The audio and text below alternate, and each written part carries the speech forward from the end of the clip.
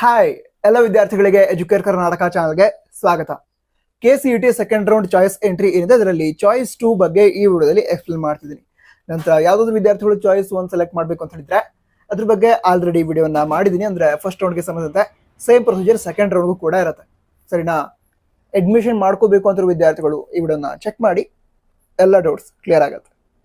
ಅದರ ನಂತರ ಈಗ ಸೆಕೆಂಡ್ ರೌಂಡ್ ರಿಸಲ್ಟ್ ನಂತರ ಚಾಯ್ಸ್ 2 ಏನಿದೆ ಅದರಲ್ಲಿ ಕ್ರೈಟೀರಿಯಾ ಅಥವಾ ಕಂಡೀಷನ್ಸ್ ರೂಲ್ಸ್ ಚೇಂಜ್ ಆಗುತ್ತೆ. ಈಗ ಸೆಕೆಂಡ್ ರೌಂಡಲ್ಲಿ ಚಾಯ್ಸ್ 2 ಅನ್ನು ಸೆಲೆಕ್ಟ್ ಮಾಡುವಂತಹ ವಿದ್ಯಾರ್ಥಿಗಳು ಫೀಸನ್ನು ಪೇ ಮಾಡಬೇಕು. ಯಾವ ಕಾಲೇಜ್ಗೆ ಫೀಸನ್ನು ಪೇ ಮಾಡಬೇಕು ಅಂತ ಹೇಳಿದ್ರೆ, ಈಗ ಸೆಕೆಂಡ್ ರೌಂಡ್ ನಿಮ್ಗೆ ಯಾವ ಕಾಲೇಜ್ ಅಲಾಟ್ ಆಗಿದೆಯೋ ಆ ಕಾಲೇಜ್ ಅಲಾಟ್ಮೆಂಟಲ್ಲೇ ಕೆಳಗಡೆ ಫೀಸ್ ತೋರಿಸಿರ್ತಾರೆ ಎಷ್ಟು ಫೀಸ್ ಅಂತ. ಸೊ ಆ ಫೀಸನ್ನು ನೀವು ಪೇ ಮಾಡಬೇಕಾಗುತ್ತೆ. ಈಗ ಫೀಸನ್ನು ಪೇ ಮಾಡಿರ್ತೀರಾ, ಅದರ ನಂತರ ಈಗ ಸಿಕ್ಕಿರುವಂಥ ಕಾಲೇಜನ್ನು ಹೋಲ್ಡ್ ಮಾಡಿಕೊಂಡು ಸೆಕೆಂಡ್ ಎಕ್ಸ್ಟೆಂಡೆಡ್ ರೌಂಡ್ಗೆ ಹೋಗಿರ್ತೀರ. ಓಕೆನಾ? ಈಗ ಸೆಕೆಂಡ್ ಎಕ್ಸ್ಟೆಂಡೆಡ್ ರೌಂಡಲ್ಲಿ ಬೇರೆ ಕಾಲೇಜ್ ಅಲಾಟ್ ಆಯಿತು ಅಂತ ಅಂದ್ಕೊಳ್ಳಿ.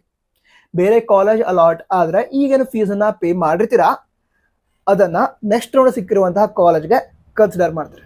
ನಂತರ ಮತ್ತೆ ಹಲವಾರು ವಿದ್ಯಾರ್ಥಿಗಳು ಇಮಿಡಿಯೇಟ್ಲಿ ಕನ್ಸಿಡರ್ ಮಾಡ್ತಾರೆ. ಅದಕ್ಕೇನಾದ್ರು ಪ್ರೊಸೀಜರ್ ಮತ್ತೆ ಏನಾದರೂ ಇರುತ್ತಾ ಅಂತ.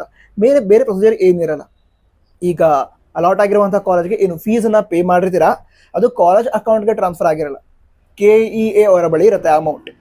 ಸರಿನಾ? ಅದಕ್ಕೋಸ್ಕರ ಈಗ ನೆಕ್ಸ್ಟ್ ರೌಂಡ್ ಬೇರೆ ಕಾಲೇಜ್ ಅಲಾಟ್ ಆಗ್ಬಿಡ್ತು ಅಂತ ಹೇಳಿದ್ರೆ KEAದವರು ಡೈರೆಕ್ಟ್ ಆಗಿ ಅದು ಫೀಸನ್ನು ನೆಕ್ಸ್ಟ್ ರೌಂಡ್ ಸಿಗಿರುವಂತಹ ಕಾಲೇಜ್ಗೆ ಕನ್ಸಿಡರ್ ಮಾಡ್ತಾರೆ.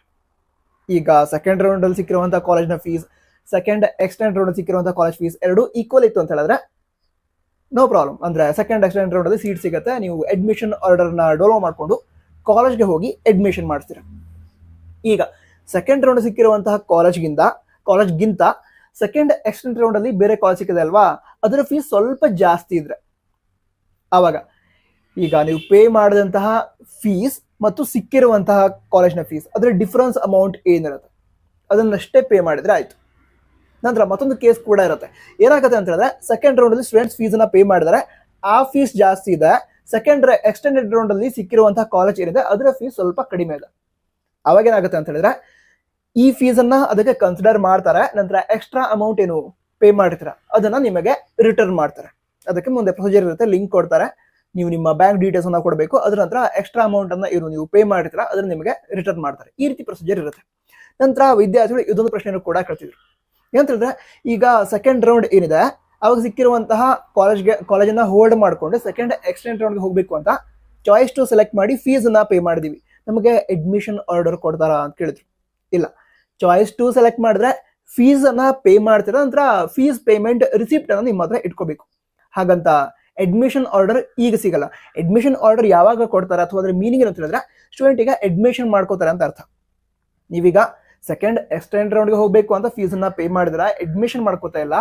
ಅದಕ್ಕೋಸ್ಕರ ಚಾಯ್ಸ್ 2 ಸೆಲೆಕ್ಟ್ ಮಾಡಿದ್ರೆ ಅದಂತರ ಫೀಸನ್ನು ಪೇ ಮಾಡ್ತೀರಾ, ಅಡ್ಮಿಷನ್ ಆರ್ಡರ್ ಈಗ ಬರಲ್ಲ.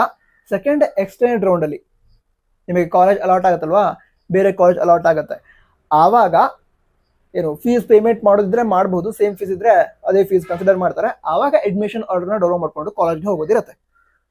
ಈ ರೀತಿ ಪ್ರೊಸೀಜರ್ ಇರುತ್ತೆ. ಓಕೆನಾ? ನಂತರ ಇದನ್ನು ಬಿಟ್ಟು ಕೂಡ ಬೇರೆ ಡೌಟ್ಸ್ ಇದ್ರೆ ಕನ್ನಡ ತಿಳಿಸಿ. ಈ ವಿಡಿಯೋ ಅಂತ ಲೈಕ್ ಮಾಡಿ. ನಂತರ all the best. Jai Hind, Vande Mataram.